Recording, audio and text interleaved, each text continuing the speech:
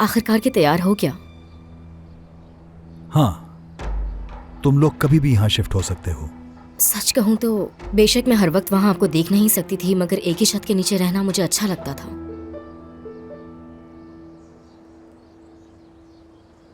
कल मेहमत के साथ जाकर घर के लिए नया फर्नीचर खरीद लेना। नया? हाँ बिल्कुल, नया घर है तो इसमें फर्नीचर भी नया होना चाहिए।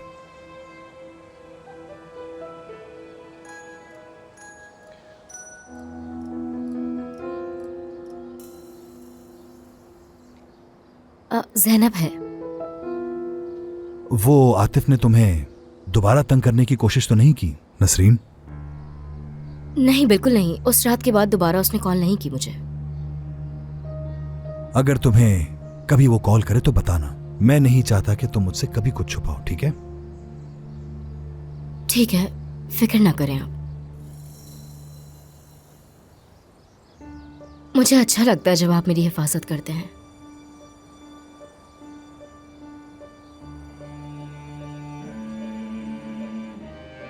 खैर, मुझे जाना चाहिए, रात के खाने की तैयारी करनी है। ओके।